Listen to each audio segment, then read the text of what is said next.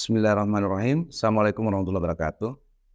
Saya ingin membahas bagaimana pendidikan di Indonesia terkait pendidikan anak usia dini.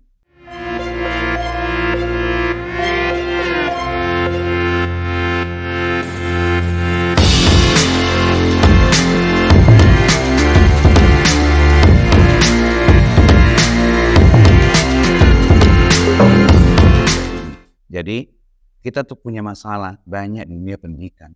Bahkan peringkat kita dipisah di dunia itu sangat rendah. Kenapa? Karena memang ada masalah dalam pendidikan kita. Apa masalahnya? Yaitu bahwa kita itu hanya mendidik anak untuk belajar dan belajar, tapi tidak mengetahui, tidak memberitahu kepada mereka apa sebenarnya tujuan dari belajar. Kemana mereka arahnya, kenapa dia belajar, kenapa dia belajar ini, kenapa belajar itu.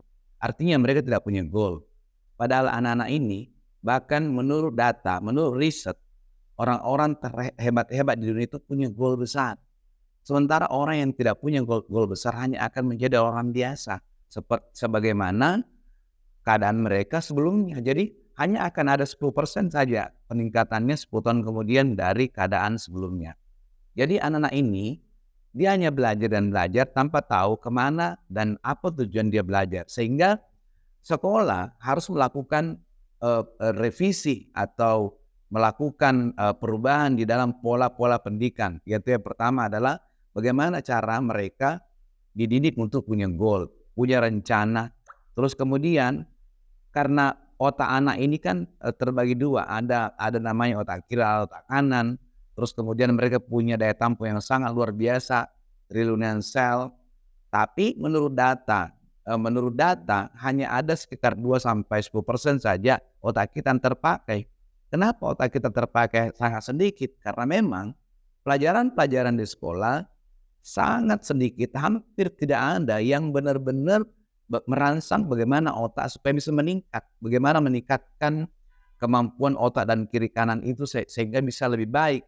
Kebanyakannya hanya mengisi pelajaran dan pelajaran sebagaimana HP kita itu diisi tanpa kita mengetahui apakah dia punya memori yang cukup atau tidak. Biasanya kalau kita beli HP, kita tanya memorinya berapa sehingga kita bisa mengisi melalui Play Store aplikasi-aplikasi. Tapi kalau di sekolah, kita tidak pernah tahu apakah otak-otak anak ini, apakah otak siswa kita itu bisa menerima pelajaran-pelajaran yang kita berikan. Kita hanya memberi pelajaran sebagaimana kalau di HP kita hanya menginstall aplikasi tanpa kita tahu berapa memorinya, sehingga kalau di HP itu bisa hang. Tapi kalau anak-anak mungkin hangnya tidak langsung kelihatan, tapi nilai-nilainya tidak bagus, dia tidak belajar, tidak mendapatkan hasil, apalagi juga dia tidak tahu kenapa dia harus belajar matematik, kenapa dia harus belajar bahasa Inggris, kenapa harus belajar ini, tidak tahu kenapa, sehingga mereka malas belajar. Akhirnya dari sekian tahun belajar itu hanya menghasilkan sampah. Mereka melupakan dengan begitu mudahnya, sehingga yang tersisa hanya hal-hal yang mungkin memang masuk ke memori jangka panjang. Nah, makanya kenapa persoalan pendidikan di kita ini sangat berat, karena memang kita hanya fokus kepada hal-hal yang administratif, tidak fokus kepada tujuan, tidak fokus kepada hal besar yang seharusnya dicapai ini anak. Jadi anak ini adalah manusia yang punya potensi yang luar biasa yang kita tidak manfaatkan sedemikian rupa. Nah, makanya di dalam Al-Quran, kenapa dulu ilmu Islam itu begitu hebat? Sebut saja misalnya Abu Rayhan Al-Biruni, ada Ibnu Sina yang sampai hari ini masih disebut bapak kedokteran modern. Kenapa? Karena mereka jenius. Kenapa mereka jenius? Karena mereka penghafal Al-Quran sejak kecil. Nah, kenapa? Kenapa tadi ini Al-Quran bisa mendidik anak menjadi jenius? Karena memang Al-Quran ini adalah bisa merangsang otak, bisa meningkat dari 2% menjadi unlimited. Jadi otak ini adalah daya penyimpan yang luar biasa yang hanya bisa membuat jenius itu adalah Al-Quran. Jadi kenapa dulu ilmu Islam itu hebat-hebat? Karena mereka hafal Al-Quran sejak kecil. Sementara mata pelajaran yang ada hari ini itu sebagaimana kayak tadi, itu cuma adalah aplikasi-aplikasi yang diinstal yang tidak merangsang otak untuk menjadi lebih hebat. Nah, sekarang apa solusinya? Apa solusinya supaya anak kita bisa perbaiki peringkat kita di PISA, kita bisa perbaiki peringkat kita di negara-negara Asia atau ASEAN.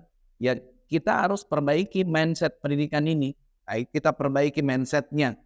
Kita didik anak kita supaya memaksimalkan potensi otaknya. Yaitu salah satunya adalah bagaimana caranya anak-anak ini dididik menghafal Al-Quran sejak SD, bukan SMP.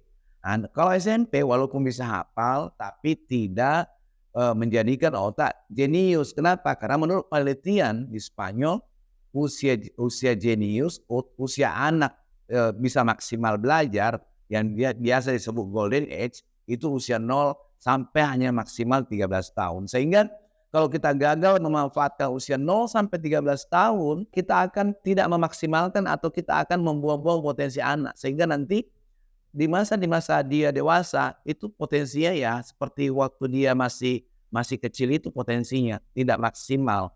Jadi kenapa? Ya karena memang pelajaran-pelajaran di sekolah tidak memaksimalkan otak, yang ada cuma mengisi dan mengisi. Dan bahkan kita tidak tahu apakah yang kita isi itu masuk atau tidak.